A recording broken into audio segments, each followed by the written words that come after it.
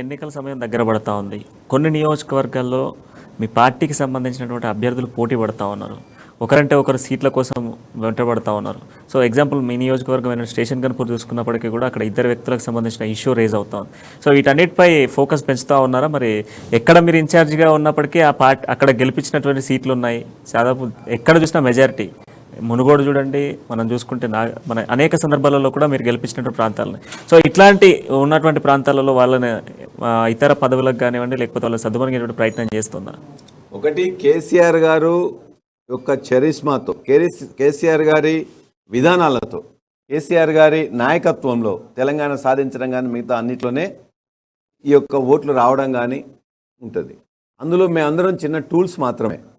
నేను కానీ మరొకరు కానీ ఒక ఆర్గనైజేషన్ను క్రమశిక్షణాయుతంగా ఒక ఆర్గనైజ్డ్ ఫామ్లో పెట్టడం తప్ప మరొకటి కాదు.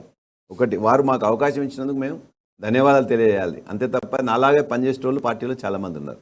రెండవ అంశం, స్టేషన్ గన్పూర్ లాంటి నియోజకవర్గం చాలా సంవత్సరాల నుంచి కూడా అది పార్టీకి మొదలు 2004లోనే మొట్టమొదటిసారి కూడా టీఆర్ఎస్ పార్టీ అనుకున్నప్పుడు కూడా మొట్టమొదటిసారి గెలిచిన సీటు. ఇవాళ కూడా ఎవరు బీఆర్ఎస్ పార్టీ తరఫున పోటీ చేసినా కూడా గెలిచే సీటు ఖచ్చితంగా స్టేషన్ గన్పూర్. మూడో పాయింట్, మీరు చెప్పినట్టు పోటీలు ఇంట్లో పడుతున్నారు, ఇతరుల దానిలో ఎవరికి అసలు అభ్యర్థులు కరువు అంటేనే మన యొక్క విజయం అనేది ఖాయమైపోయింది.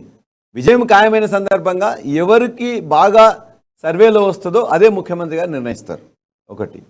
రెండో పాయింట్, ఒకవేళ ఇద్దరు కూడా బాగా గట్టిగా ఉన్నట్లయితే వాళ్ళు మిగతా వాళ్లకు ఎమ్మెల్సీ గాను ఎంపీ గాను ఇంకో అవకాశం ఇస్తారు. చాలాసారి మొన్న 7 మాత్రమే చేంజ్ చేసిండ్రు, 7 చోట్ల గెలిచిండ్రు.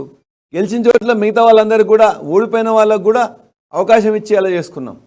ఖమ్మం ఉన్నది, మా ఎమ్మెల్యేగా ఓడిపోయిన కమల్ రాజ్ జెడ్పీ చైర్మన్గా ఇచ్చుకున్నాం.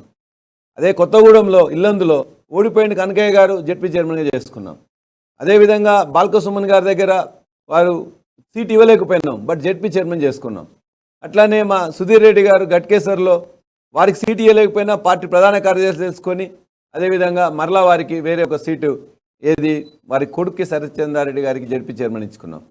నాయకులు అనేది చాలామంది చేరింది కాబట్టి ఇలా బారాసా పార్టీ పిక్కుటంగా ఉన్నది, చాలా టైట్గా ఉన్నది, పోటీ ఎక్కువైనది. అంటేనే మా యొక్క విజయం అనేది ఖచ్చితంగా అక్కడ తెలిసిపోతుంది. ఇతరులకు వ్యక్తులు లేరు, మాకు వ్యక్తులు ఎక్కువైపోయాను, క్యాండిడేట్స్ ఎక్కువైపోయాను.